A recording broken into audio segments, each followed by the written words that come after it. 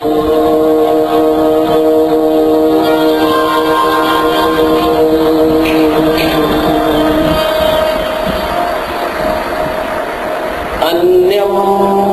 सतामवनहे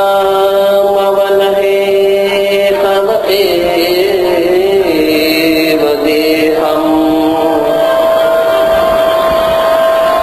धास्ये प्रतिश्रुतिर्मिता एव देहम् सत्यं विधातुमुद्बोध दयया कृष्ण धर्मस्य तद्मनि पुनस्तमं नमामि।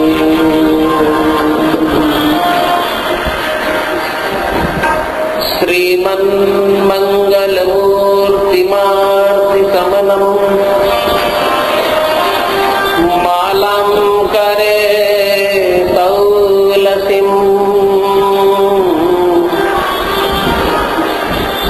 दक्षे सूक्ष्मवलक्षसान्द्रवसनान्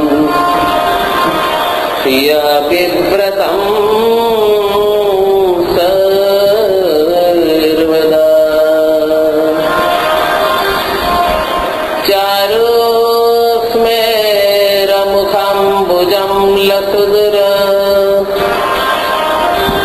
श्रीवत्सलाक्ष्माङ्कितम्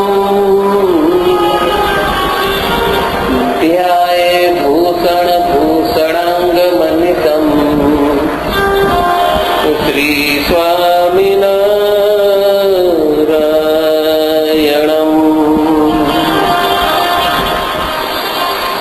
श्रीस्वामिनारायणम्।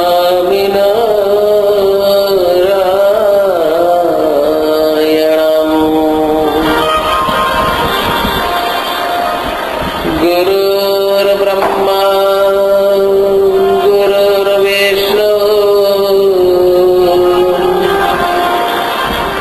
गुरुर्देवो महेश्वर गुरुर्साक्षात् परं ब्रह्म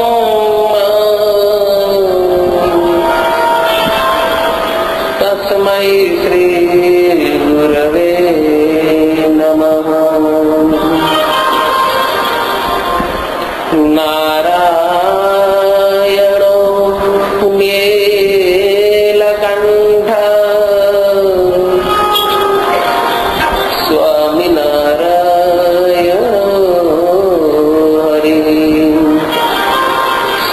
हरि कृष्णश्च सहजा नन्दकृष्णस्तु नैरुदि श्रूयतां देवदेवेश स्वामिनारायण प्रभो त्वदीयेनावधानेन कथयिष्ये सुभागता।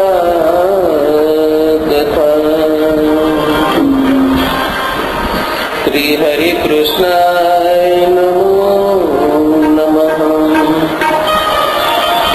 श्री स्वामिनारायणाय नमो नमः।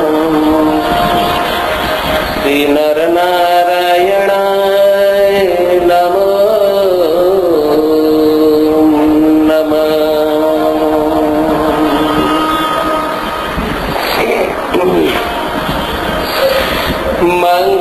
मंगलमूर्ति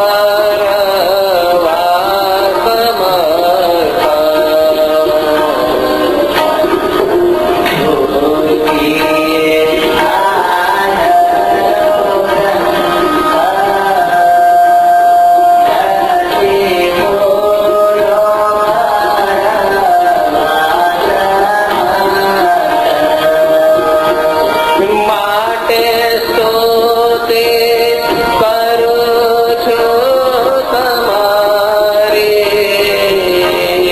સૌ મળી કરજો સહાય મારી.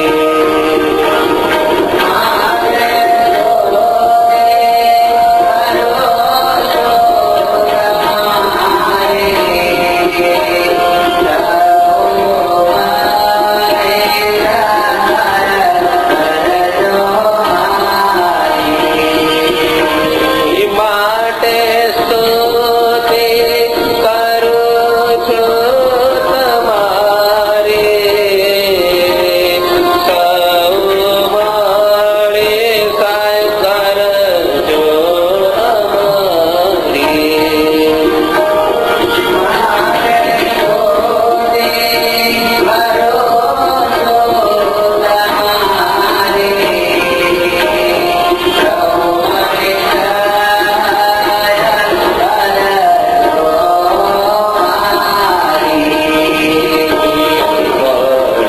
બંધુ હરિજન સૌને આપજો એવી આશીષ મોને.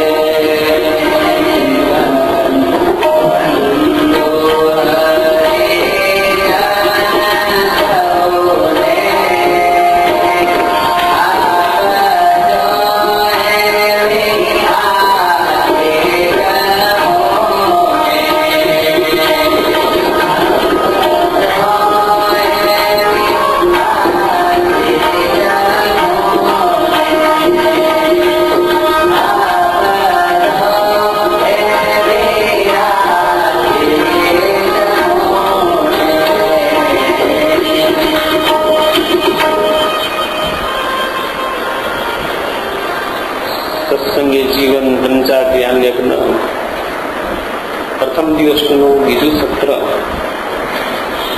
સુરત મુનિ પ્રતાપસિંહ રાજાને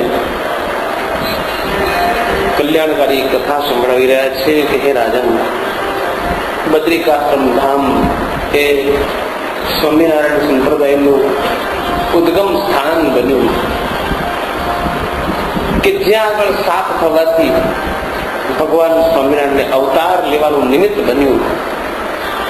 એટલે કે સ્વામિનારાયણ સંપ્રદાયનું પાયણું બંધાયું.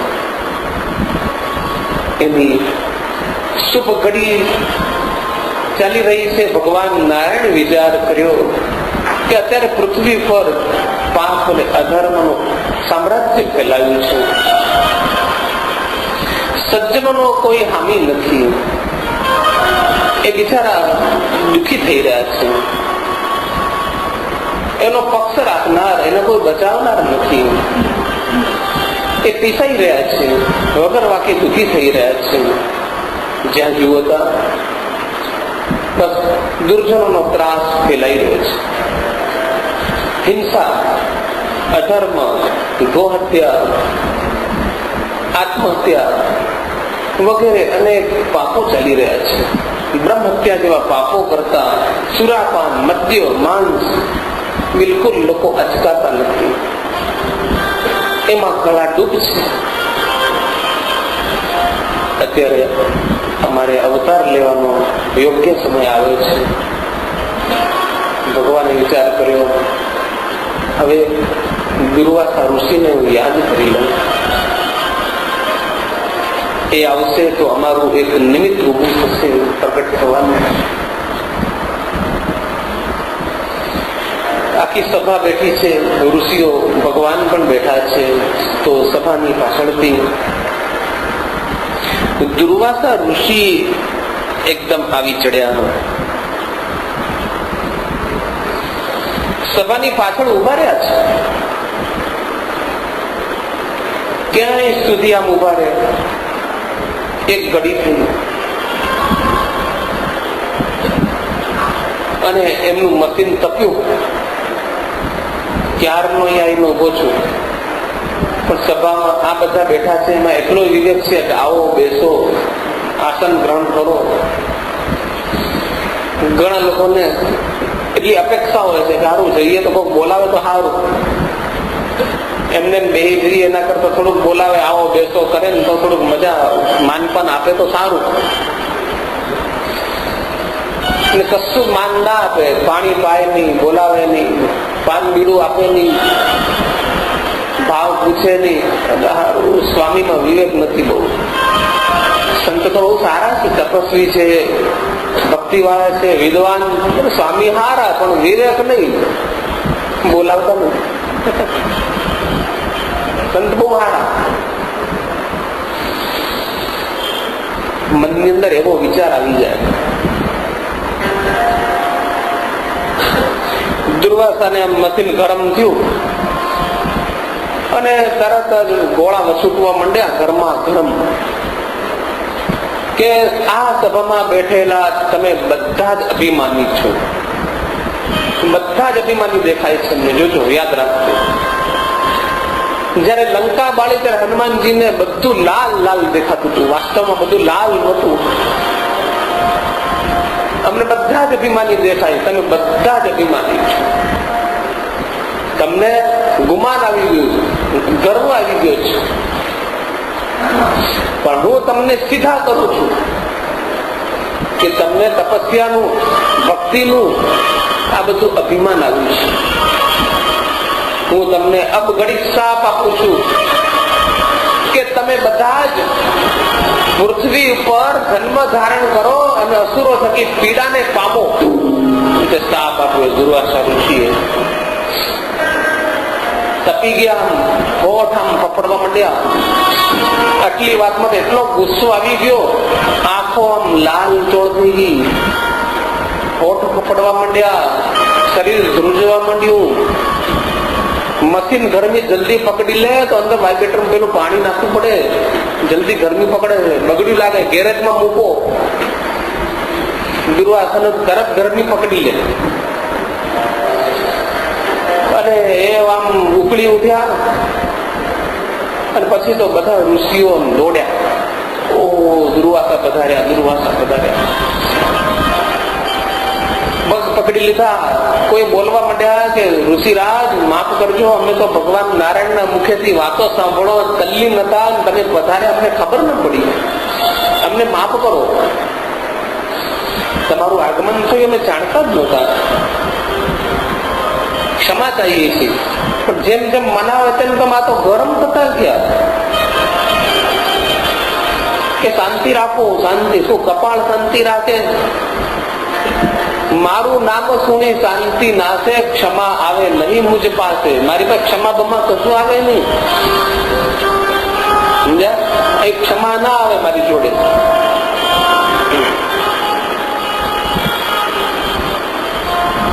પછી તો ધર્મદેવ ભક્તિ માતા પણ ઉભા થયા અને એમણે મનાવવાની કોશિશ કરી કે દુર્વાસાજી ક્ષમા માંગીએ છીએ, અમે તો ભગવાનની વાણી સાંભળવામાં તલ્લીન થઈ ગયેલા અને તમે એકદમ આવી ગયા અને અમને ખબર ન રહી, અમારો એવો વિરાતો નહોતો. અને સંત પુરુષના હૃદય તો માખણ જેવા કોમળ, તમારું હૃદય તો માખણ જેવું કોમળ છે. કેવું પડે આ તો, ભલે પત્તા જેવું હોય એનો હું વાંધો. કેવામાં આપણા બાપનું ક્યાં જાય છે કશું કે સંતોના હૃદય તો, તમારું હૃદય તો માખણ જેવું કોમળ, વજ્રાગતિ, કઠોરાણી, મૃદુની કુસુમાગતિ, વજ્રથી કઠોર અને ફૂલથી કોમળ. તમે તો ખરેખર મહાન સંત છો. અમને અમારી ભૂલ થઈ ગઈ, અમે તમને ઓળખી ન શક્યા, તમારી માફી માંગીએ છીએ. તમે જે દંડ દો એ સ્વીકારવા તૈયાર છે. ગમે ઉગ્ર માણસોને આવા શબ્દો કીધા હોય કેટલો ઠંડો પડી જાય. કોક એવો હોય અસુર જેવો સમજે નહીં. તમારું હૃદય તો ખરેખર. દુર્વાસા તો ઠરી ગયા. ચાલો કઈ વાંધો નહીં, પણ મેં શાપ આપ્યો છે મિથ્યા નહીં થાય, એનું નિવારણ શક્ય નથી. પણ સાથે સાથે તમારા પર અનુગ્રહ કરી દઉં. અનુગ્રહ અનુગ્રહ એવો કે તમારે તો પૃથ્વી પર બધાને જન્મ લેવો જ પડશે, તમારે જન્મ લેવો જ પડશે, પણ તમને ભગવાન બચાવશે, પરમાત્મા તમારે ત્યાં પ્રગટ થશે અને તમને અસુરોથી તમારી રક્ષા કરશે. અનુગ્રહ કર્યો. ડોક્ટર સાહેબ ગોળી આપે, આ ગોળી તમે લેશો એટલે ગરમ પડશે, એટલે બીજી ગોળી આપું છું એટલે ગરમી નહીં થાય, બીજી ગોળી આલે ટેબ્લેટ. ડોક્ટર ગુરુવાસા બીજી ટેબ્લેટ આલી, બહુ જોરદાર. પરમાત્મા ઉભી, બોલો કેવી દયા કરી. સંતોના સાપમાં, સંતોના ગુસ્સામાં ભગવાન હોય, યાદ રાખો. આપણે ખીજાઈએ તો ત્યાં ભગવાન આવતા નથી. સંતોનો ગુસ્સો બી કામ કરી છે, એ આપણા સારા માટે જ હોય છે. સંતોનો ગુસ્સો એ ગુસ્સો નથી હોતો, એને પુણ્ય પ્રકોપ કહેવાય. એ આપણા હિત માટે વટે છે, પોતાના સ્વાર્થ માટે નથી હોતા. દુર્વાસા ઋષિ ભગવાન તો બેઠા છે, નારાયણ નારાયણ. ક્રોધ કર્યો, શાપ આપ્યો, પછી ભગવાને એમને બોલાયા નહીં કે પધારો ઋષિરાજ, પધારો, દૂધ પાણી બધું કરતા જાઓ, કઈ બોલ્યા જ નહીં. ગુસ્સો કરો ને, ભગવાને બોલાયા નહીં. પછી તમારું કામ પતી ગયું, જાઓ બારોબાર જતા રહો, અહીં ખોટી ગરમી કરશો, બારોબાર કાઢી મૂક્યા. પછી ધર્મદેવ, ભક્તિ દેવી અને ઋષિઓ બધા આવ્યા. ભગવાન નારાયણે કહ્યું કે આ સાપનું નિવારણ હું કરી શકતો હતો, પણ આ સાપ મારી ઈચ્છાથી થયો છે. તમે લોકો ચિંતા ન કરતા. ભગવાન કહે છે કે અમે તમારે ત્યાં પ્રગટ થઈશું અને અસુરોથી રક્ષા કરીશું, ધર્મની સ્થાપના કરીશું, અને તમે બધા પોતપોતાની ઈચ્છા પડે ત્યાં જન્મ લો. અને આવા મહર્ષિઓ, મહાપુરુષો જન્મ લેવામાં સ્વતંત્ર હોય છે. આપણે સ્વતંત્ર નથી, આપણે પરતંત્ર છીએ. સૌ પોતપોતાની રીતે જન્મ લેવા લાગ્યા. અને એમાં કોસલ દેશમાં ઇટાર નામનું નગર છે, ત્યાં સાવરણી ગોત્રની અંદર બાલસરમાં એમના થકી ધર્મદેવનો જન્મ થાય છે. ધર્મદેવ પણ આ સાપમાં આવી ગયા. સંવત 1796 કારતક સુદ એકાદશી ના દિવસે ધર્મદેવનો જન્મ થાય છે અને ધર્મની અભિવૃદ્ધિ થઈ છે. ધર્મનો જન્મ થતા જ અસુરોના હૃદયની અંદર ત્રાસ વર્તાઈ ગયો છે. અસુર ભયુર અધિક યુદાતી ધર્મ વંશ સંભવસે ત્રાસી. અસુર ભયુર અધિક યુદાતી ધર્મ વંશ સંભવસે ત્રાસી.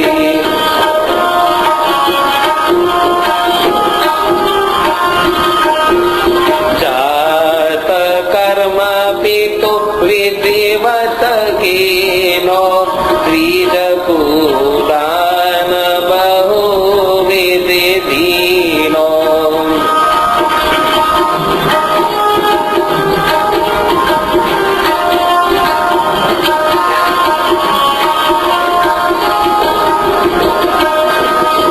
જાત કર્મ પિતુ વિધિવત કીનો ત્રીજ કુદાન બહુ વિધિ ધીનો.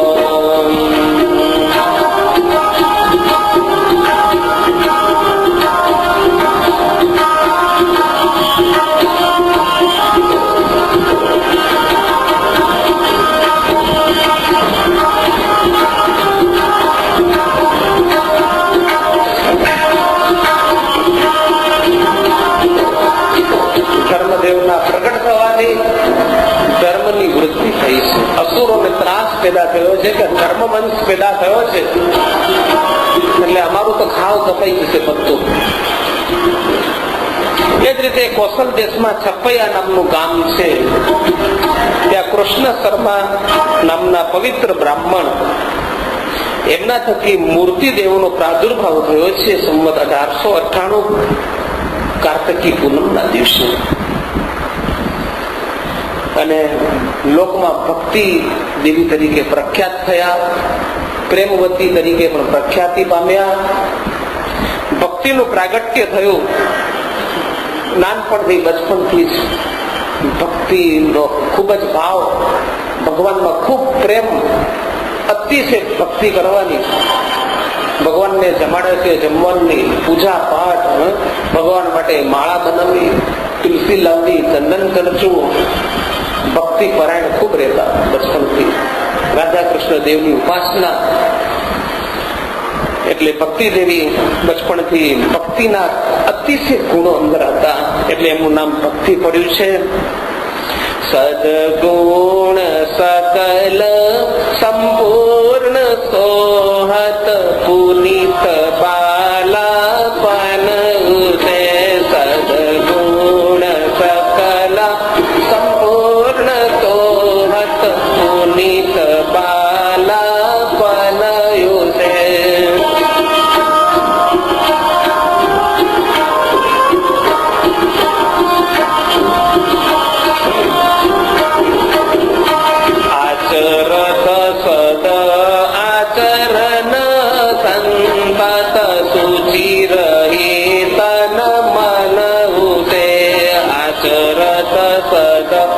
આચરણ સંતત સુચિ રહી તન મન ઉસે.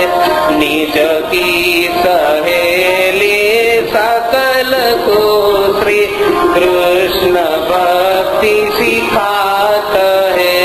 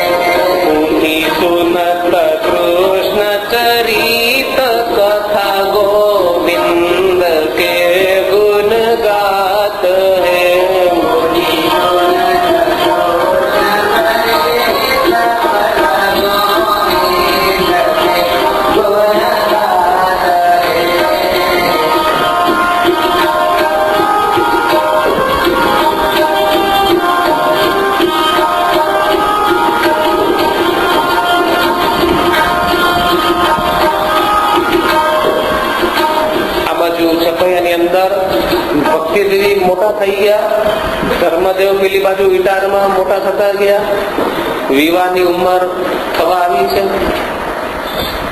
બંનેના માતા પિતા એમના લગ્નની ચિંતા કરવા લાગ્યા કે આમના યોગ્ય જો કોઈ કન્યા મળી જાય તો સારું. કન્યાના માતા પિતા વિચાર કરવા લાગ્યા કે અન્ય કોઈ સારો યોગ્ય મૂર્તિઓ મળી જાય તો દીકરી સુખી થાય. બંને ચિંતા સેવવા લાગ્યા. લગ્નની અંદર પ્રારબ્ધ બહુ કામ કરતું હોય છે. તમે ગમે એટલી જગ્યા શોધી આવો પણ જ્યાં એનું લખેલું હોય ત્યાં જ પાકું થાય. લેણ દેણ હોય. અમુક અમુક દંપતીઓ તો કેટલાય જન્મોથી પતિ પત્ની તરીકે અવતાર લેતા આવતા હોય છે. ઘણી બધી લેણ દેણ હોય છે, બહુ જ લેણદેણ નો ખેલ કામ કરતો હોય છે, ભાગ ભજવતો હોય છે. એમાં સાચો પ્રેમ ભાગ ભજવી જાય છે, સ્વાર્થીનો પ્રેમ ભાગ નથી ભજવતો. જે પ્રેમની અંદર સ્વાર્થ નથી હોતો, કઈ લેવું નહીં, કોઈ એક નિર્મળ પ્રેમ હોય કે જેને પ્રેમની ઉપમા આપી શકાય, એવા દંપતીઓ પ્રભુ પરાયણ એ પૃથ્વી પર વારંવાર અવતાર લેતા હોય છે. આ ધર્મની મૂર્તિનો દાખલો જુઓ. શાસ્ત્રમાં કહ્યું છે કે કેટલાય અવતારોમાં ધર્મની મૂર્તિ સાથે પ્રગટ થયેલા છે અને નરનાળ દેવને જન્મ આપેલો છે. ધર્મની મૂર્તિ દેવી જન્મો જન્મથી દાંપત્ય જીવનથી જોડાયેલા ગણને એવી મનની અંદર ઈચ્છા હોય કે ચશ્મા વાળી ના મળે તો સારું, બહુ શોધ કરે અને પછી પટકાઈ જાય, લગ્ન થઈ જાય. લગ્ન પછી પેલો થાળી હાથમાં લઈ અને અનાજ સાફ કરે અને એકદમ આંખની નજીકમાં લઈ અનાજ સાફ કરે. ત્યારે પેલો પૂછે, ભાઈ શું છે આવી રીતે કેમ સાફ કરે? આછું આછું દેખાય છે. પછી ડોક્ટર પાસે લઈ ગયા તો એકમાં 2.5 ને એકમાં 2 નંબર. બોલો, અરે ચશ્મા વગરની થઈ હતી, પણ જે અહીં લખ્યું હોય મળે. લગ્નમાં તો બધું પ્રારબ્ધ કામ કરી જાય છે. લગ્નમાં તો એકબીજાને પરણી જવું ને, લાકડે માકડું ભટકાડી દેવું ને, એ એક જંગ જીત્યા જેવું હોય છે. જંગ જીતી ગયા ત્યાં સુધી, સમજ્યા? એમાં બહુ જબરો ખેલ ચાલતો હોય છે. લાકડે માકડું અને સાચું ખોટું બધું ભટકાડી દેવાનું. ખોટો માલ ભટકાડવાની એક પ્રક્રિયા એટલે લગ્ન. સમજ્યા કે નહીં? ગમે ત્યાં અડાડી દેવા છેડા, પછી જે થવું હોય. લોકો જન્માક્ષર મેળવતા લગ્નમાં, જોજો જન્માક્ષર બહુ મેળવે. કોના મેળવે? પતિ પત્ની બે જણના મેળવ્યા હોય, પણ ખરેખર એમને 2 ના જરૂર ન હોય. ખરી રીતે તો આવું આવું ના જન્માક્ષર મેળવવાની જરૂર હોય. પેલા તે તો બરાબર જીતો, પણ આ બેન રાજ ના આવે. રોજ રસોડામાં સાણ પીને ચાવે ખાન બધું ઉલટતું હોય, રોજ અવાજ આવતો હોય. કેટલાય વેલણ ભાંગી નાખ્યો હોય કે સવારમાં રોજ રામાયણ ચાલુ થઈ જાય. એટલે આ બધા લગ્નો બધા છે ને, લગ્ની વગરના બધા લગ્નો થતા રહેતા હોય છે. ગોર મહારાજ ઉચ્ચ કોન્ટ્રાક્ટ રાખી એક દાડામાં 4-5 લગ્નો ગોઠવી દેતા હોય. સિઝનમાં ધંધો સારો ગામતો એમનો. ગોર મહારાજ નવરા ન હોય, જલ્દી બતાવો, કન્યા પધરાવો, સાવધાન. એ વખતે કેટલાય સાવધાન થઈને ભાગી જતા હોય છે. કેટલાક સાવધાન નથી થતા, દુઃખી થાય બિચારા. શું કરે? એક જગ્યાએ આવું જોડું જોડાયું, જોડું નહીં પણ કચોડું કેવાય. એટલે ભાઈ કાણીઓ હતો અને ગોગલ્સ પહેરી અને લગ્ન ગોઠવી દીધા. ખબર એ ના પડી, સમજ્યા? ગોગલ્સ પહેરી નામ ગોઠવી દીધા લગ્ન કન્યા જોડે. હા કે હારી કન્યા મળી ગઈ અને માંડ્યો બરાબર નો રાગડો કે જંગ જીત્યા ભાઈ, જંગ જીત્યા, અમારા કાણિયા ભાઈ જંગ જીત્યા છે. હા, અમારા કાણિયા ભાઈ જંગ જીતી ગયા. કે જંગ જીત્યા ભાઈ, જંગ જીત્યા, અમારા કાણિયા ભાઈ જંગ જીત્યા. પેલા સમજ્યા કે નહીં? વર પક્ષ વાળા ગાવા માંડ્યા. કન્યા વાળા કે છે હેડે ત્યારે જોજો ને, ચાલે ત્યારે જોજો ને, કે કેવો જંગ જીત્યા. આ તો લંગડી છે. આવું થાય. એટલે આવું બધું લગ્નમાં ચાલ્યા કરતું હોય. એટલે શાસ્ત્ર લખ્યું ને કે અમુક જગ્યાએ જૂઠું બોલવામાં વાંધો નહીં. સમજ્યા કે નહીં? જે સ્ત્રીઓ આગળ જૂઠું બોલવામાં વાંધો નહીં, લગ્નમાં જૂઠું બોલવામાં વાંધો નહીં, ગાયોની ધર્મની રક્ષા કરવા માટે જૂઠું બોલવામાં વાંધો નહીં. એટલે અમુક જગ્યાએ જૂઠું બોલવામાં છૂટ આપી. એટલે આપણે લગ્નમાં લગભગ જૂઠું ચાલતું જ હોય છે.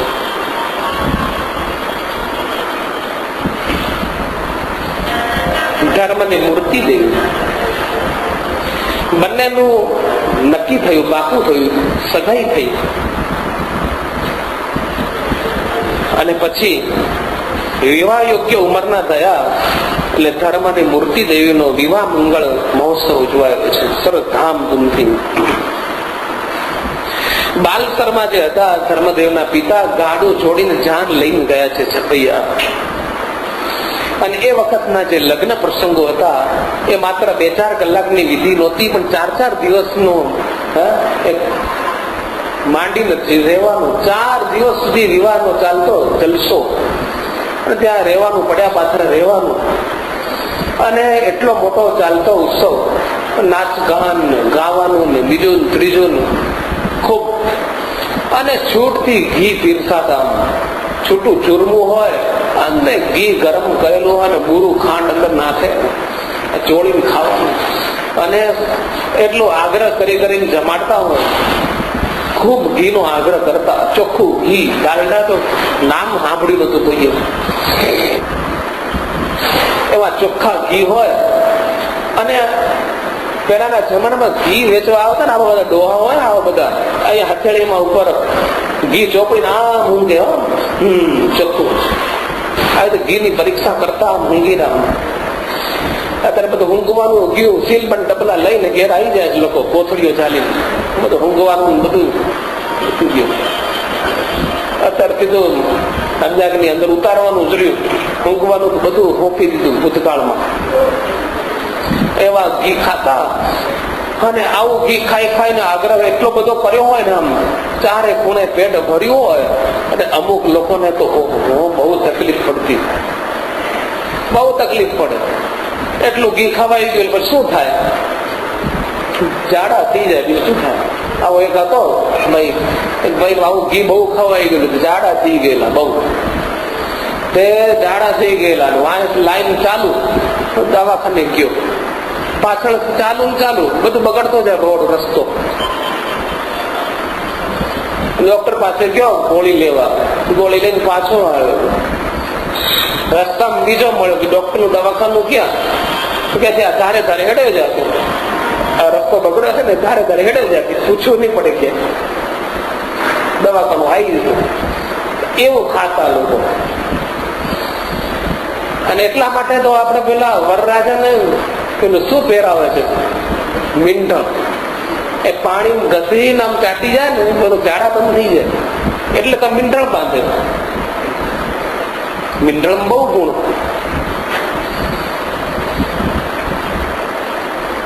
મીંઢળ ઝાડા દૂર કરે, મીંઢિયા વાળા ખાવ તો ઝાડા થઈ જાય. છૂટું સમજાય કે નહીં? કનેક્ટ ને ડિસ્કનેક્ટ એવું જ. 4 દિવસ સુધી લગ્નનો માંડવો બંધાયેલો રહેતો. અને એવા સરસ મજાના ગીતો ગવાતા, રેકોર્ડો નહીં. છતાં એની અંદર તો એવો ધામધૂમથી વિવાહ મહોત્સવ ધર્મ અને મૂર્તિ દેવીનો ઉજવાયો કે બધા મોંમાં આંગળા ગાલી ગયા કે બા જોડી તો જુઓ કેટલી સુંદર મજાની વર કન્યાની જોડ. આવી તો કોઈ જોડ જોઈ નથી. એમના સદગુણની, એમના રૂપની બધા લોકો પ્રશંસા કરવા લાગ્યા. લગ્ન ઉત્સવ ધામધૂમથી પત્યા પછી કૃષ્ણ શર્મા એટલે કન્યાના બાપા એ પૂછવા આવ્યા કે અમારા લગ્ન વિધિમાં કે સરભરામાં કઈ ખામી તો નથી રહી ને? તમે બધા રાજી તો થયા ને? ખુશ થયા? આનંદ આવ્યો? કૃષ્ણ શર્મા પૂછે છે બાલ શર્માને, તમને તકલીફ પડી હોય તો કહો. ઊંઘવામાં, ખાવામાં, નાવા ધોવામાં કઈ મુશ્કેલી પડી હોય તો માફી માગીએ છીએ. ત્યારે બાલ શર્મા કે છે કે હોય એવું અમને તો બહુ જ આનંદ થયો છે. અમે સાચો ખરેખર કહું છું, ખૂબ રાજી થયો. બહુ અમે બધા જ ખુશ થયા છે. તો તમે ખરેખર રાજી થયા? હા ખરેખર. તો જો સાચું ના રાજી થયા હો તો મને એક વરદાન આપો, એક વચન આપો. આમનાથી બોલી જવાયું બાલ શર્માથી. દીકરાના બાપ થી બોલી જવાયું તો આપ્યું વચન તમને, માગો. તમને માગ્યું, પુત્ર મારો મારો જમાઈ રે,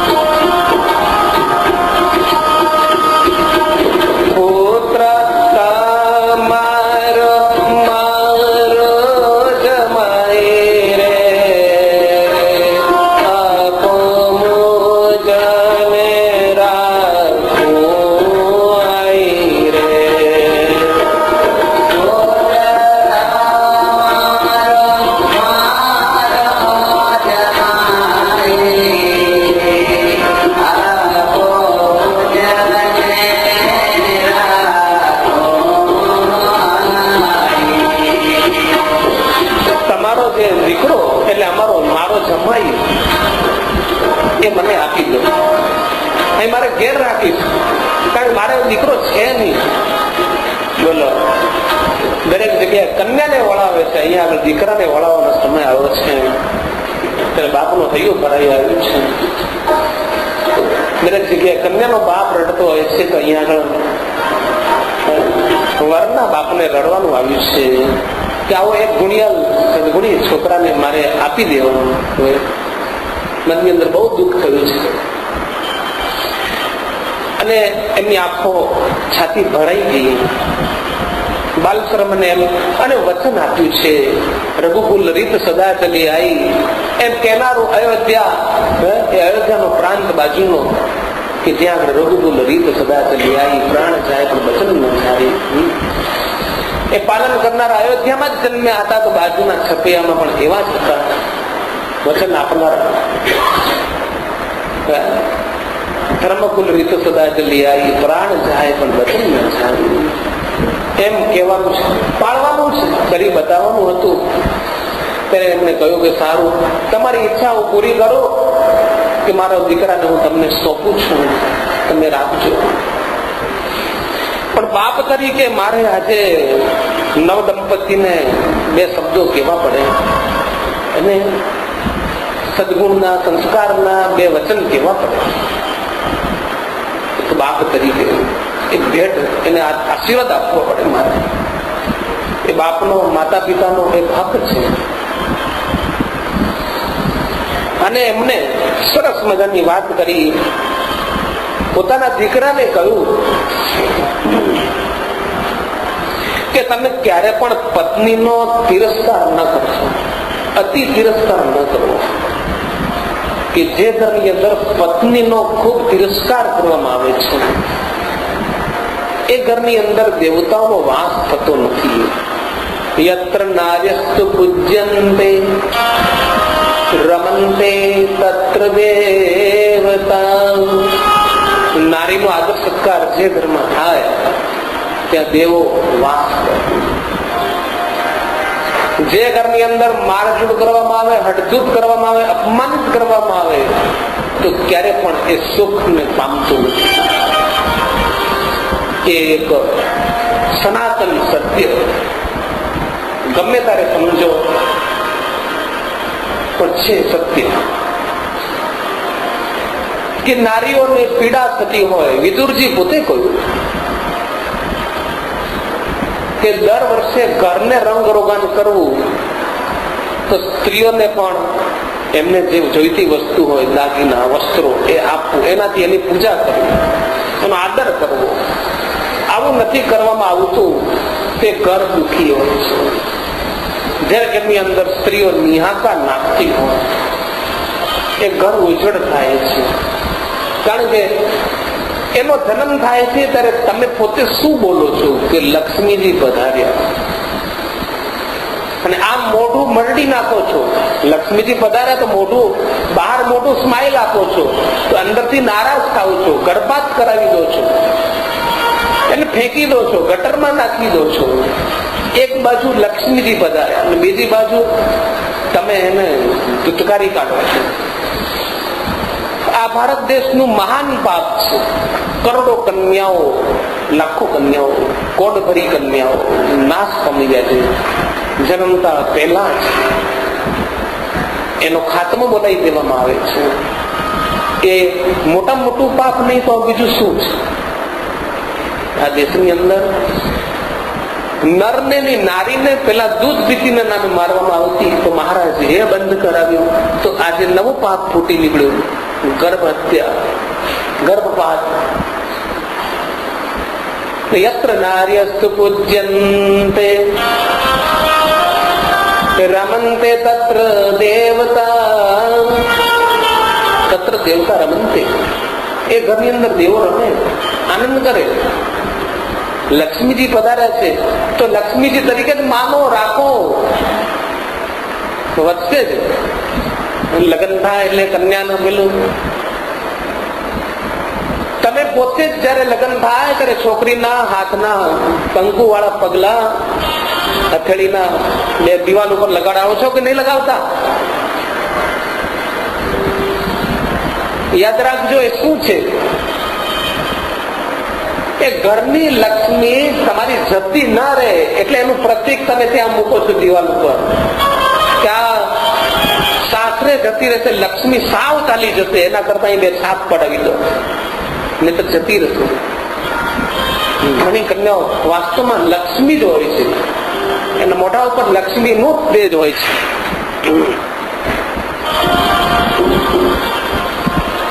ઘણી બધી કન્યાના મુખ પર લક્ષ્મીનું તેજ વિલસી રહ્યું. એ વિદાય થાય એની સાથે તમારું સુખ પણ વિદાય ન થાય એટલે બે કંકુના થાપા લગાવવામાં આવે છે.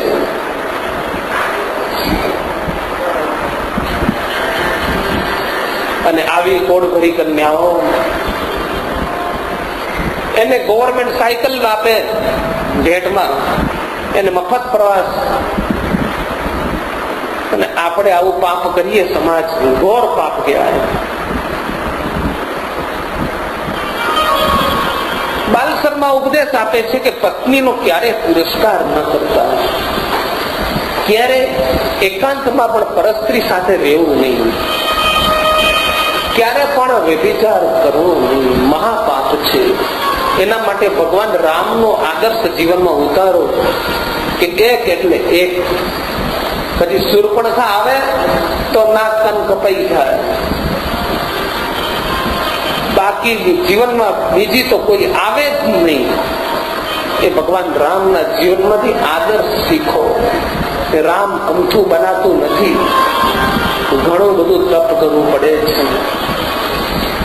ક્યાંય નજર ના જાય, જ્યાં જ્યાં નજર મારી ઠરે યાદી ભરી ત્યાં આપની. સર્વત્ર પરમાત્મામય દ્રષ્ટિ હોય, ભગવાનમય દ્રષ્ટિ, મા બેન ને દીકરીની ભાવના, એવી દ્રષ્ટિ કેળવવી પડે. પોતાના દીકરાને કેટલો સુંદર ઉપદેશ આપે છે. એક લગ્ન વખતે એક બાપ પોતાના દીકરાને કેટલું સુંદર ભલામણ કરે છે કે બેટા, ક્યારે મદ્ય અને માંસનું સેવન ના કરવું. એ તો પડતીનો પતનનો રસ્તો છે. અને સંતોનો સમાગમ કરજો, સાચા સંતોનું સમાગમ કરજો દીકરા.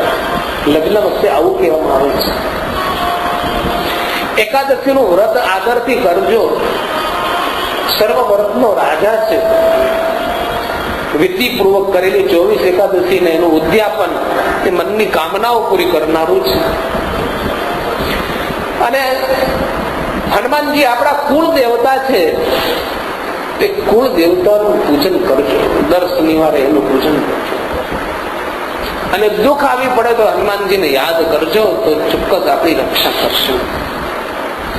બ્રાહ્મણનો ધર્મ સ્નાન સંધ્યા કરવી એ ભૂલતા નહીં. હંમેશા ધર્મવાળા પુરુષો, સારા સજ્જન લોકોનો સંગ રાખજો. દુર્જનનો તો ક્યારેય સંગ ના કરતા. ક્ષણમપી સજ્જન સંગતિ રેખા ભવતી ભવાનવ કરણે મોકા. દુર્જનનો સંગ કરે. ગગન ચડે રજ પવન પ્રસંગા કિંચઈ મિલય નિજાજલ સંગા.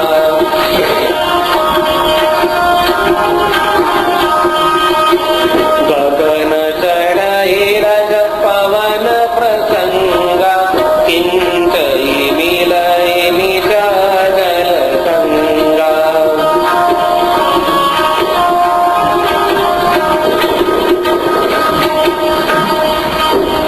પવનનો સંગ કરે તો ધૂળ આકાશમાં ચડી જાય. પવનનો સંગ કરે ધૂળ આકાશમાં ચડે, અને પાણીનો સંગ કરે તો ધૂળ પાછી નીચે આવે. કેવો સંગ કરવો? સંગ કેવો હોવો જોઈએ? ઉપર લઈ જાય એવા લોકોનો સંગ કરજો.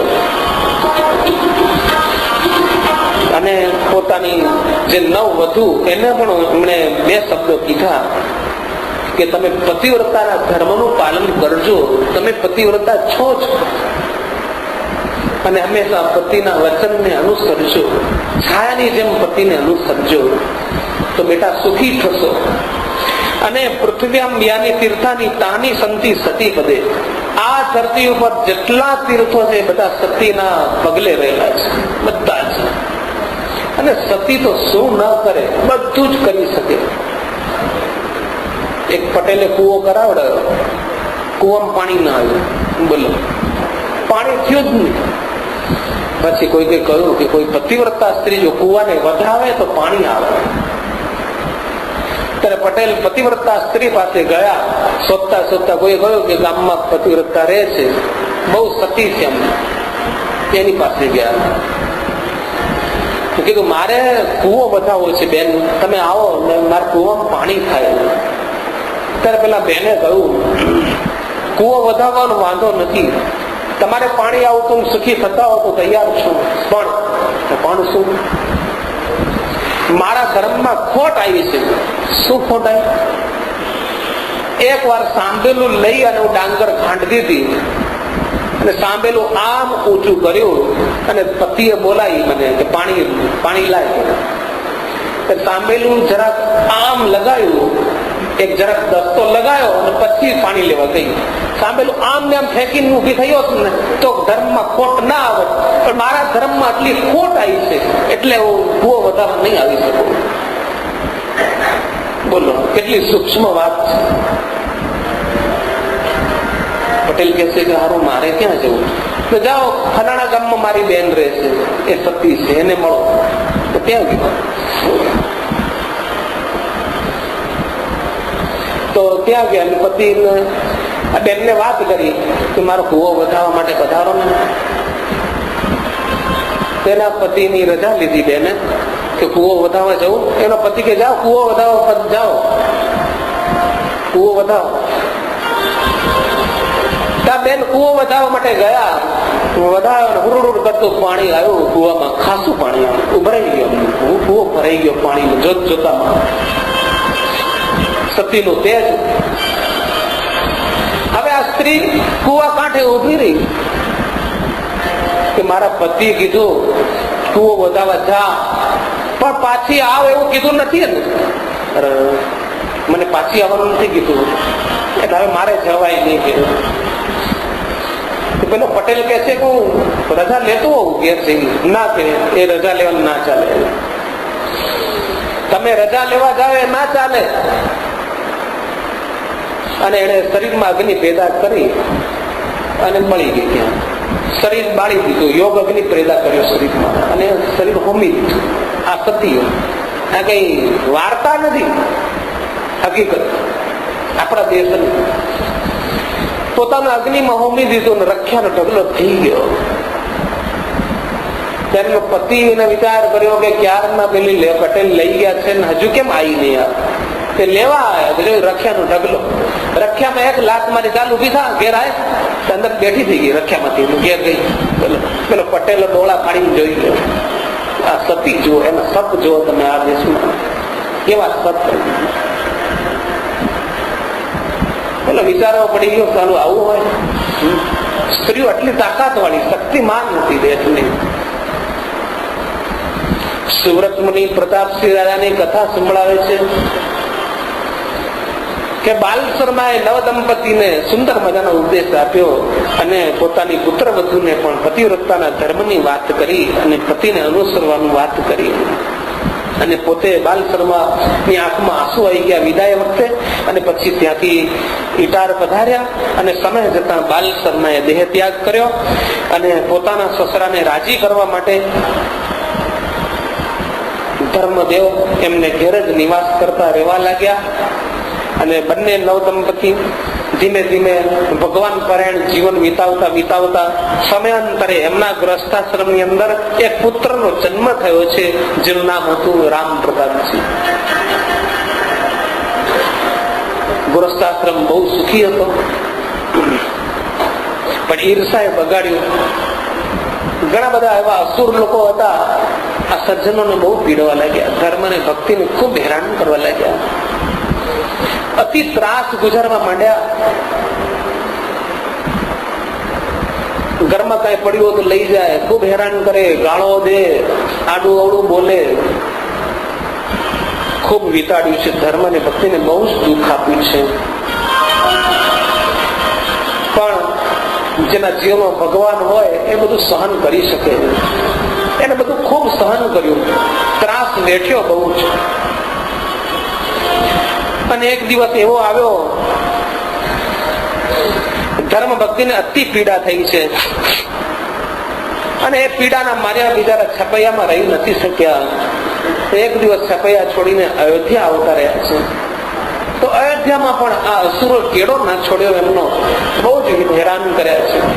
ખાવાનું ખાઈ જાય, કેટલું વસ્તુ ઉપાડી જાય, લઈ જાય, ગાય છોડી જાય, વાસણ લઈ જાય, ઘણું બધી રીતે પીડા આપી છે. ખાવાનું બધું હોય, ખાઈ જાય તો ખાવાનું તો ખાઈ જાય, પણ વાસણ લઈ જાય ભેગા, દૂધે પી જાય, જે હોય બધું ઉઠાવવાની વાત. ધર્મ અને ભક્તિને અયોધ્યામાં પણ એમને જપવા ના દીધા. ત્યાંથી કંટાળેલા બંને જણા કાશી ગયા, તો કાશીમાં પણ હેરાન કરી મૂક્યા.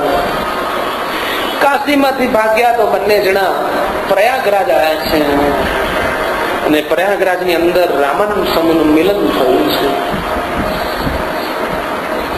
સદગુરુ રામાનંદ સ્વામી ઉદ્ધવજીનો અવતાર. અહીંયા આગળ સતાનંદ સ્વામી રામાનંદ સ્વામીના જીવનનું વર્ણન સત્સંગી જીવનના ગ્રંથમાં કર્યું છે. તો સુરત મુનિ એમની કથા સંભળાવે છે કે રામાનંદ સ્વામીનો જન્મ અયોધ્યામાં જ થયો હતો.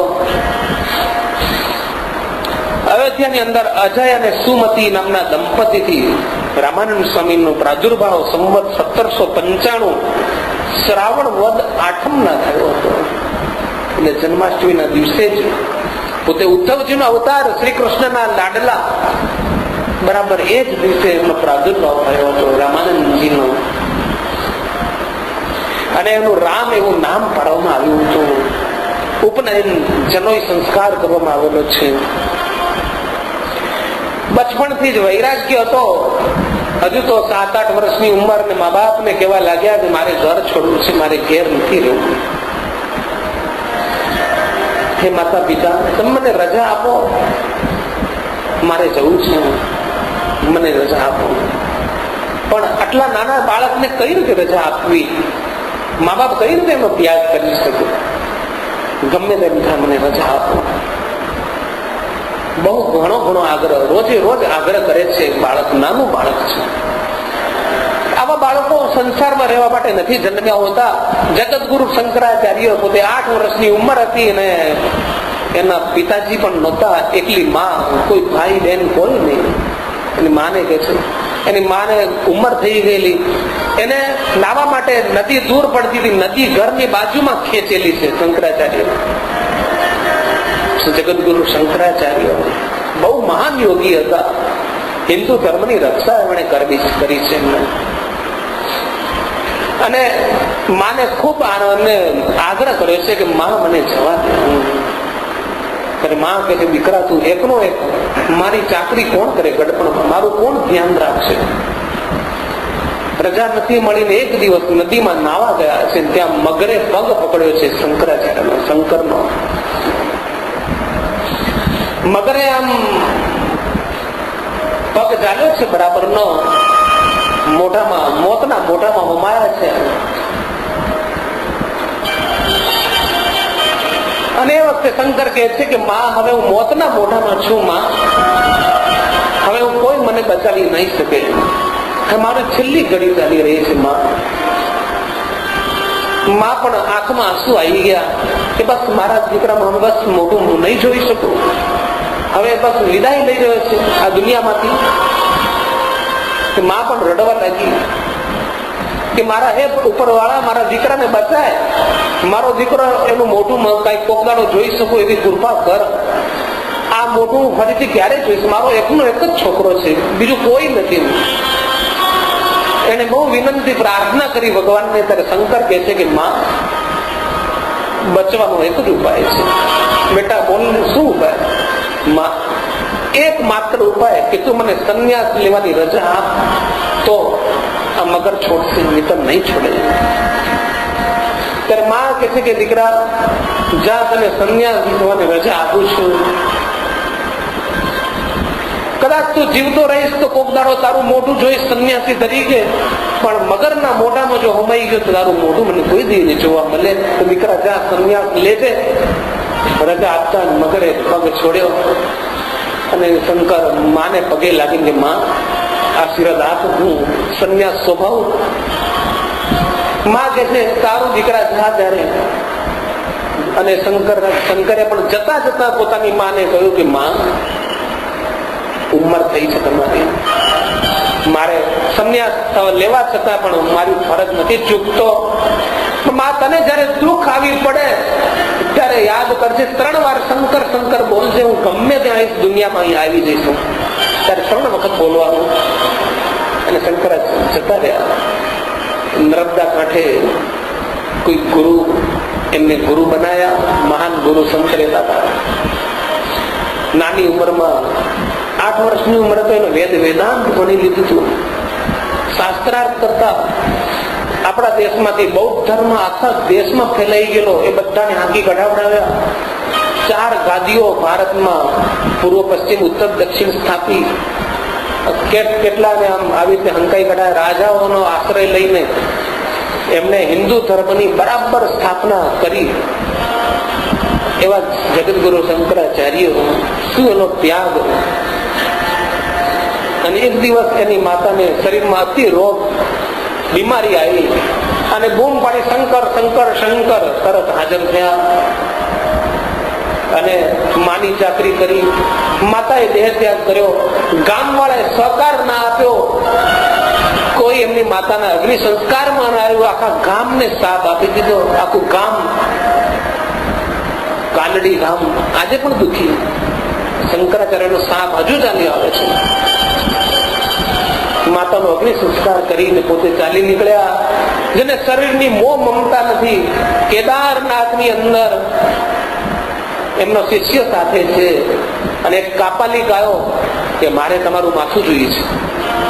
ત્યારે શંકરાચાર્ય કે લઈ લે, મારો શિષ્ય આવે પેલા જલ્દી જલ્દી માથું લઈ લે તું મારું. અને ધડાક લઈને માથું એમનું લઈ લીધું. ત્યાં શંકરાચાર્યની સમાધિ બની. આવા મહાન સંતો, ભારતનું ઘરેણું હિન્દુ ધર્મના સ્થાપક, પુનરુદ્ધારક આવા સંતો. એનો ત્યાગ કેટલું બધું ભવ્ય. એમ આ રામાનંદજી, એમનો ત્યાગ પણ બહુ જ ભવ્ય છે. એને કહ્યું કે માં મને જવાની રજા આપે, મારે તીર્થ યાત્રા કરવા જવું છે, મારે યાત્રામાં ફરવું છે, મારે ભણવા જવું છે. ત્યારે 8 વર્ષનો એક આ રામ નાનકડો બાળક એની માતા પિતાની રજા માંગે છે. મા બાપે ખૂબ ભારે અહીં એમને રજા આપી. અને માં કે છે દીકરા, 1 વાર હું તને મારા હાથની બનાવેલી રસોઈ હું તને જમાડ દઉં દીકરા, પછી હું તને જવાની રજા દઉં. એ દીકરા અને માં રસોઈ બનાવવા લાગી. અહો પુત્ર रुचि है तब जाना, पढ़ी विद्या सत्वर घर आना. अहो पुत्र रुचि है तब जाना, पढ़ी विद्या सत्वर घर आना.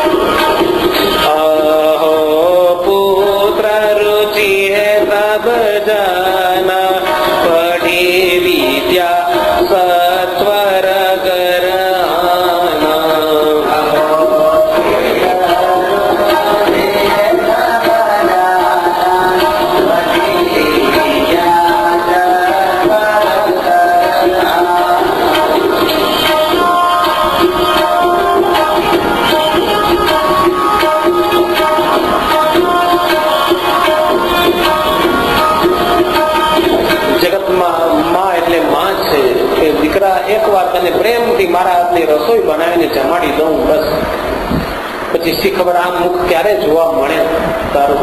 એકનો એક દીકરો રમાનંદ સ્વામી એક ને ફરીથી આ મુખ ક્યારે જોવું, અને પ્રેમ ભરી રસોઈ એ માં બનાવે છે, આંખમાં અશ્રુ આવી ગયા છે. કેટલો હરખ હતો આજે એ જનનીને. એક છોકરો પરદેશથી કમાઈને આવ્યો છે અને પોતાની માને મળ્યો છે, ભેટ્યા, મળ્યા, પગે લાગ્યો. ત્યારે માતાએ કહ્યું કે સરસ રસોઈ બનાવી તું તારા બધા મિત્રોને બોલાય, બધાને આજ તો એવું જમાડું, તારું મનગમતું ભોજન બનાવું. દીકરા દૂધ ભાત બનાવું, સરસ મજાના ગોટા બનાવું, અને મનગમતું બધું પાપડ ને બધું જ બનાવું, અને જે જે ગમે છે બધું જ. માતાએ ક્યાંય ખામી ના આવવા દીધી, એવું સરસ મજાનું દીકરાને મનગમતું જે કઈ એમની રુચિ બધું જ બનાવ્યું છે, સરસ ભોજન બનાવ્યું છે.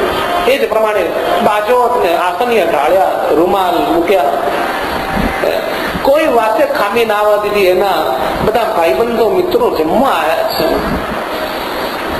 માતાએ ખૂબ આગ્રહ કરીને પ્રેમથી બધાને પીરસીને જમાડા દીકરાને, બધાને કઈ ખામી ના આવવા દીધી, કોઈ વાતે આમ ખોટ ના આવવા દીધી. દીકરો કમાઈને આજ તે પરદેશથી કમાઈને આવ્યો છે. આજે માને ઉપર એને ખૂબ પ્રેમ અને લાગણી છે. મારી માં પરદેશ ગયો, કરોડપતિ થઈ ગયો, તો શું માં આગળ તો દીકરો જ છું. ગમે તેમ માં એ માં છે, એના ખોળામાં રમવાનો, એની આગળ આપણે બાળક. ખૂબ પ્રેમથી કે ખામી ના આવવાની ખૂબ જમાડો દીકરાનો, મિત્રોને બધાને સારું લાગ્યું. પણ જયારે જમીન ઉભા થયા, ચડું કર્યું, ત્યારે માએ રૂમાલ લાવી નવો કાઢીને દીકરાને આપ્યો. એ રૂમાલ હાથમાં લીધો ને છોકરાની આંખમાં આંસુ આવ્યા. દીકરાની આંખમાં અશ્રુની ધારા વહેવા લાગી. ત્યારે માં કહે છે કે જમાડવામાં, સરભરામાં કઈ ખોટ આવી. દીકરા શું થયું બેટા, બોલ, તું કેમ રડે છે, તને શું દુઃખ થયું, તને ક્યાં લાગી આવ્યું, મારી જે ખામીઓ હતું મને બતાવો, તું કેમ રડે છે. દીકરાની આંખમાં આંસુ ચાલ્યા જાય છે, ચોથાર આંસુ રડે છે. માને પણ એમ આંખમાં અશ્રુ આવી ગયા કે મારો છોકરો કેમ રડે, આટલું મેં બનાવ્યું, પ્રેમથી જમાડ્યો, અને એને શું ઓછું આવ્યું, શું લાગી આવ્યું, અને ક્યાં મારી ખોટ આવી. માં ચિંતામાં પડી ગયું, દીકરાને શું થયું. એકાએક બેટા જલ્દી બોલ, કેમ તું બોલતો નથી. ત્યારે દીકરો પછી કે છે રડતા રડતા કે માં, તમે બચપણમાં હું જેવો હતો એવો ને એવો જ છું, ભલે કરોડપતિ થયો કે મોટો થઈ ગયો, પણ તારી આગળ તો તારો છોકરો જ છું, નાનો જ છું. તારાથી ક્યારે હું મોટો નહીં થવું. ચાહે ભગવાન હોય તો ભગવાન પણ માં આગળ તો દીકરો જ છે, દીકરા જ છે. તો શું ખોટ આવી બેટા, તો કે મને કે માં હું નાનો હતો બહુ, ત્યારે તું મને વહાલથી જમાડતી, અને એ વખતે મને હાથ લૂછવા ક્યારે તે મને રૂમાલ નથી આપ્યો, તારો સાલનો પાલવ આપ્યો છે હાથ લૂછવા. તો આજે તું મને રૂમાલ કેમ આપે છે. હું તારો દીકરો મટી ગયો, મારે તારા પાલવમાં હાથ લૂછવા છે. હું તારો છોકરો, મને તારો પાલવ આપ. મને આ બધું નથી જોઈતું, મને તારો પાલવ ની અંદર સમાવી લે, મને એ જોઈએ છે. હું છોકરો છોકરો જ છું, ગમે એવો દુનિયામાં મોટો હોય, મોટી ગાડીઓમાં ફરતો હોઈશ, પણ તારો તો દીકરો જ છું. બંને ભેટી પડ્યા, ગોદમાં લઈ લીધો, છાતી સરખો ચાંપી દીધો. એ માતા અને પુત્રનો પ્રેમ જોઈને મિત્રો મોઢામાં આંગળા ગાલી ગયા છે. આવો પ્રેમ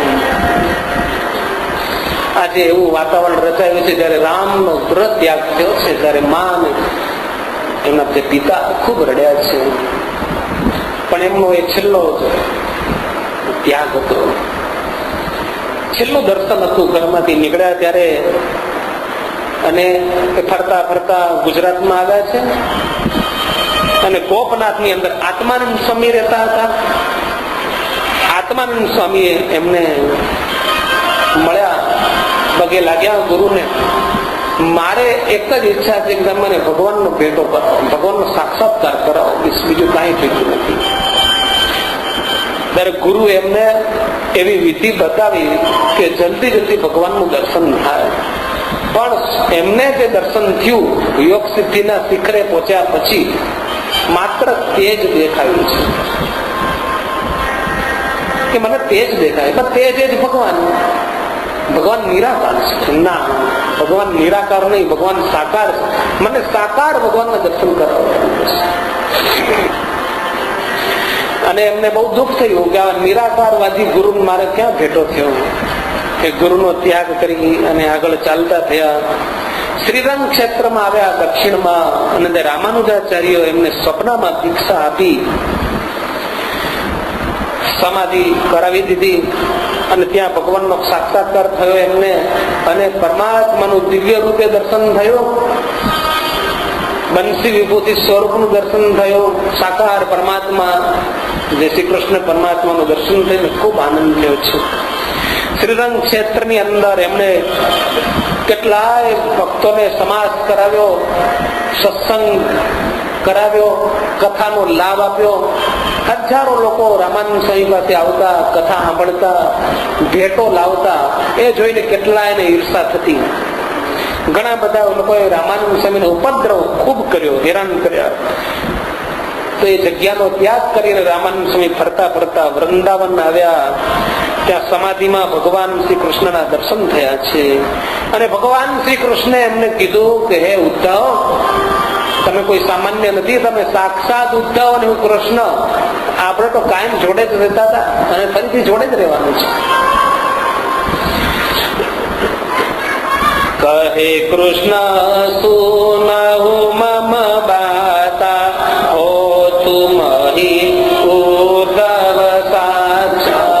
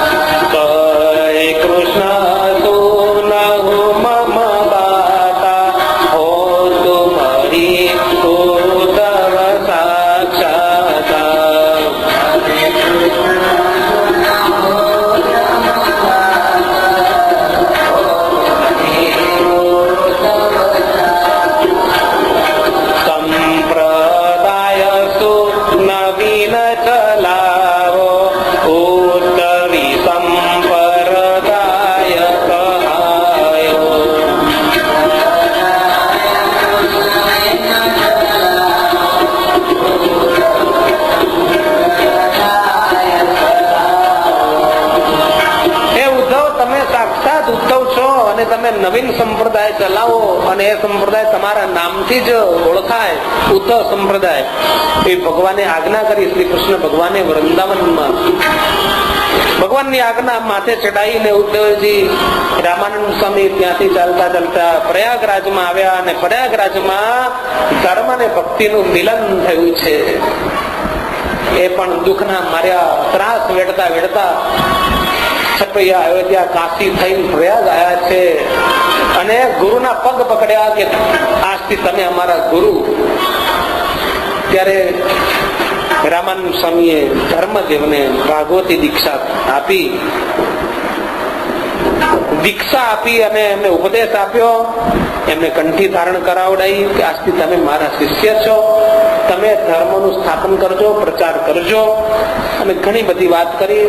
ભગવાન તમારું કાયમ મંગળ કરશે. અને ધર્મનું પ્રવર્તન કરવા માટે ધર્મદેવને ખાસ આદેશ આપ્યો છે. ગુરુના આશીર્વાદ લઈને ધર્મ અને ભક્તિ દેવી બંને પાછા છપૈયા આવ્યા છે. અને ભગવાનની કૃપાથી એમની લક્ષ્મી ખૂબ વધી, સુખ વધ્યું. સાત્વિક લક્ષ્મી એટલી બધી આવી ઘરમાં, સુખ સમૃદ્ધિ તો અસુરો જોઈ શક્યા નહીં. પાછા ઉકળી ઉઠ્યા, હેરાન કરવાનું એમને શરૂ કરી દીધું. ધન ધાન્ય લઈ જવું, ગાય છોડી જવી, આ લેવું તે લેવું, ઘરમાં ખૂબ ત્રાસ વર્તવા લાગ્યા. ખાવું શું એ પ્રશ્ન આવીને ઉભો રહ્યો. અસુરો ઘરમાં આવે ને બધું લઈ જતા હતા.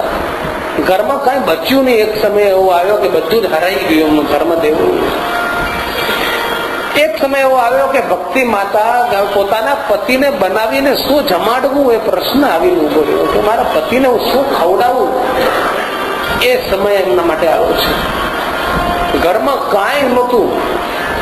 હાલના કુસ્તી કરતા હતા.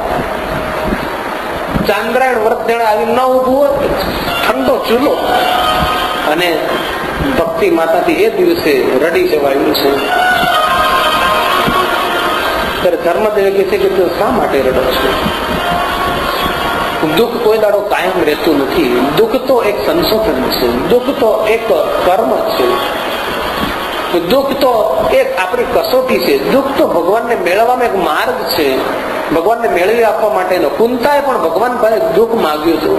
રાજીવતા તો મને દુઃખ આપો, તમે કાયમ ભૂલાવો નહીં, એ માંગ્યું હતું. દુઃખ તો જીવનમાં થોડું જરૂરી છે. તડકી અને છાયડી એનું નામ જીવન છે. માટે તમે દુઃખી ના થાઓ.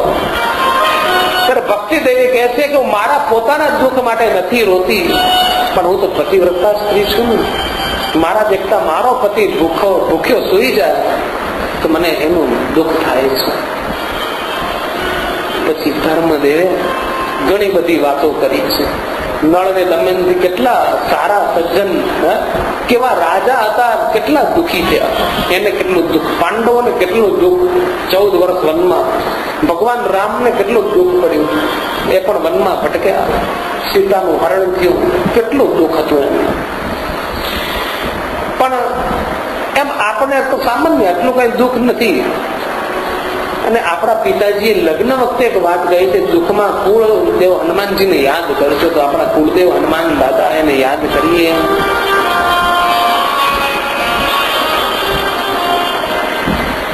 આપણા કુળદેવ છે હનુમાન દાદા, એને આપણે યાદ કરીએ. અહો સ્વામી તુ નહુ મમ બાની, અહો સ્વામી તુ નહુ મમ બાની.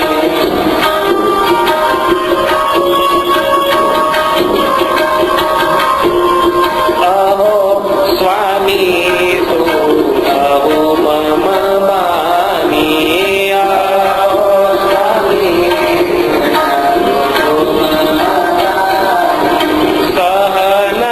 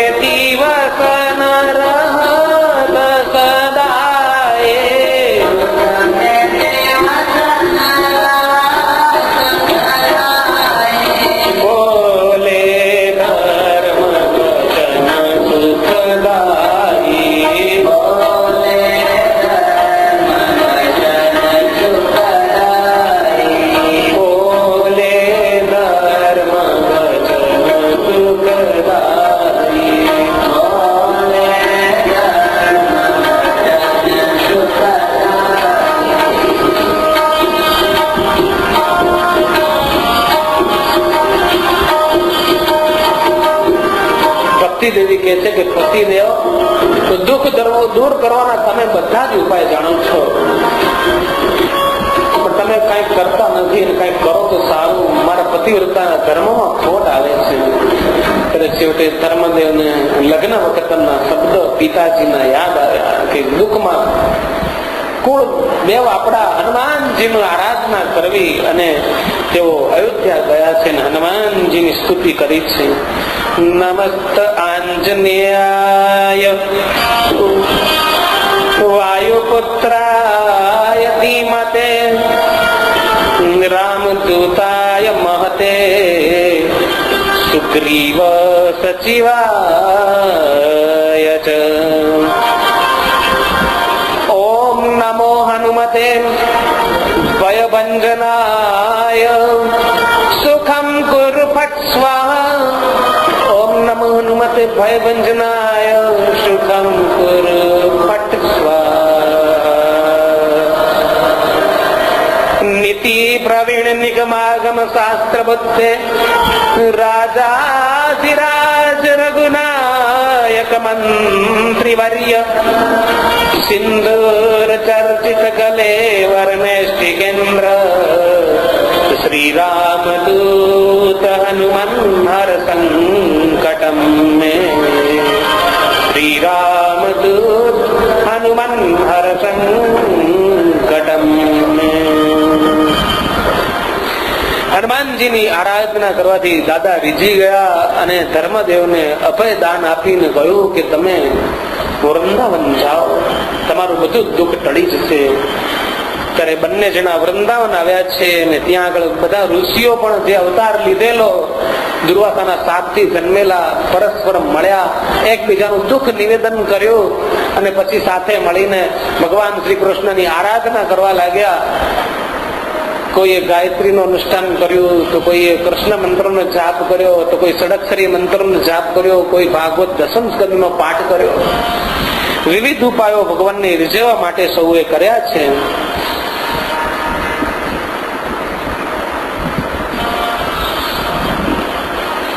આમ ને આમ સમય જતા ભગવાન શ્રી કૃષ્ણને રીઝવવાના પ્રયત્નો કરતા એક દિવસ સમૂહમાં બધાએ પ્રયત્ન કર્યો. એમની પ્રાર્થના ભગવાન શ્રી કૃષ્ણ સુધી પહોંચી. એ બંસી વિભૂષિત સ્વરૂપ એમણે એક દિવસ પોતાનું પ્રેમથી દર્શન આપી દીધું. સરસ મજાનું વૈશાખ સુદ 11 રાત્રિ હતી. એ વખતે પોતાનું દિવ્ય સાક્ષાત દર્શન ભગવાને આપ્યું. તેજ ફેલાઈ ગયું.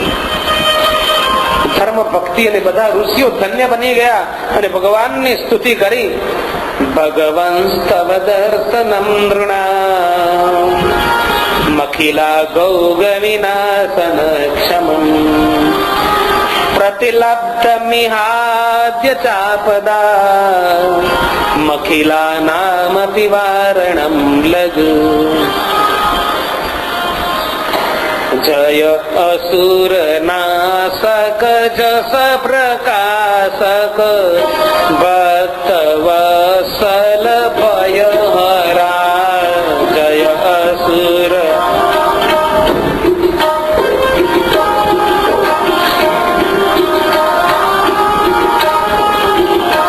જય અસુર નાશક જસ પ્રકાશક ભક્ત વત્સલ ભય હરા.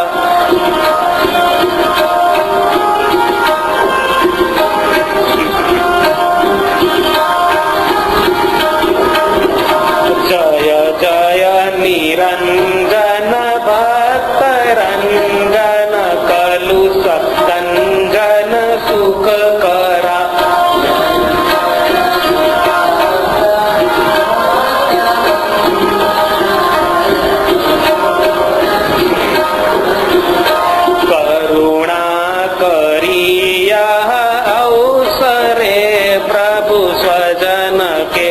સંકટ હરો કરુણા કરિયા.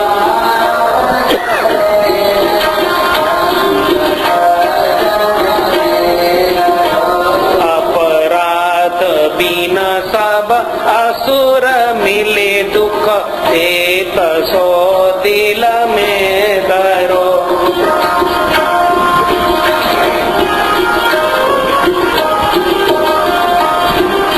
ધર્મદેવ અને ઋષિઓએ ભગવાનની સ્તુતિ કરી. ત્યારે ભગવાન શ્રી કૃષ્ણે વરદાન આપ્યું, તો હમેવ પુત્રત્વમ દંપત્યોર્યુવયોર્વૃષ પ્રાપ્ય તેષાં વિનાશમ હિ કરિષ્યામિ ન સંશય. હે ધર્મ ભક્તિ, તમે દુઃખી ના થશો.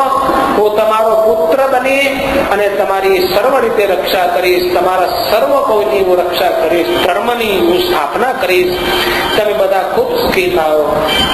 એ ભગવાને આશીર્વાદ આપ્યા. અને ધર્મની મૂર્તિ બંને બધા ઋષિઓએ અંતરોઅંતર ચર્ચા કરી કે ભગવાન આપણે જે અવતાર લેશે કોઈને આ વાત કરવી નહીં.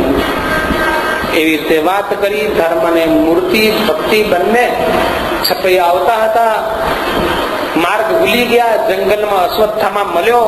એને મહાત્મા સમજી, જટાવાળો સમજીને પગે લાગ્યા અને ભગવાન પ્રગટ થવાના છે ભોળપણમાં કહી દીધું.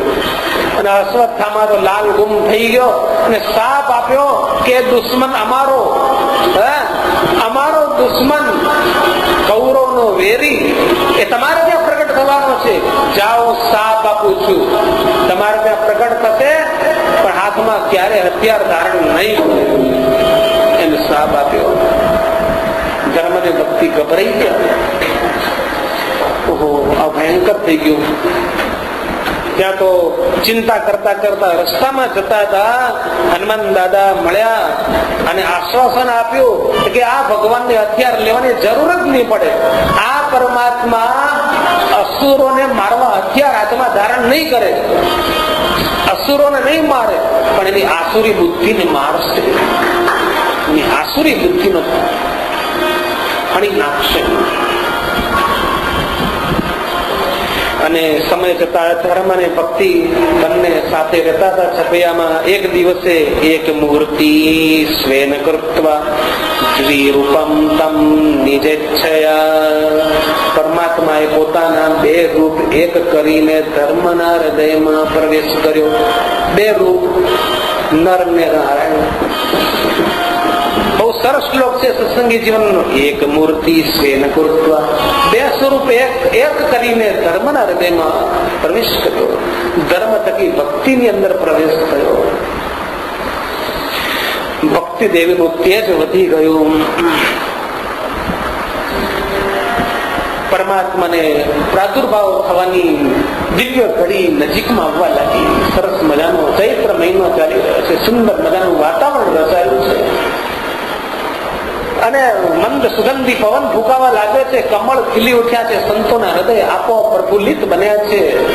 છપૈયા ગામ મટીને શહેર મટ્યું, શહેર બન્યું.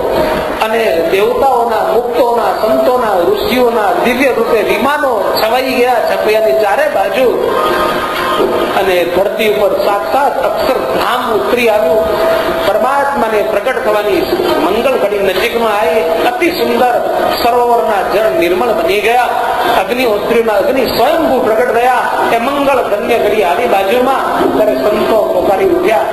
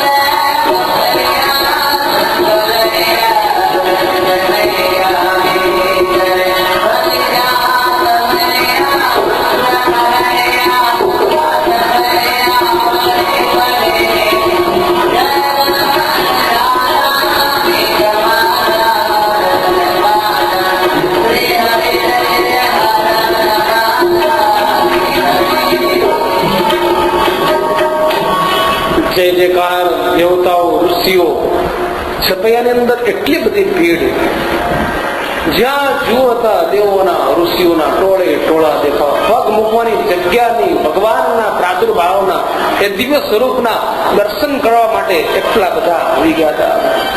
મંગળ દિવસ કે મંગળ સમય ચૈત્ર સુદ નોમ, જ્યાં રાતના 10:10 થઈ, ત્યાં તો એવો તેજનો મોટો લીસોટો, જ્યાં પ્રકાશ ફેલાઈ ગયો, અને એ પ્રકાશ મધ્ય પરમાત્મા સ્વયં પૂર્ણ પુરુષોત્તમ નારાયણ છપૈયામાં અવતાર લીધો.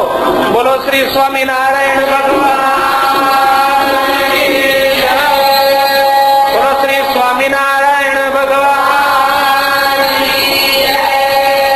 દેવતાઓ જે જયકાર કર્યો, સર્વત્ર આનંદ થઈ ગયો. ભગવાને પોતાનું ચતુર્ભુજ સ્વરૂપે માતા પિતાને દર્શન આપ્યું, અને એટલો બધો હરખ થઈ ગયો માતા પિતાને દર્શન કરીને કે ન પૂછો વાત. ભગવાનના જન્મનું એ સરસ મજાનું જે કીર્તન રજૂ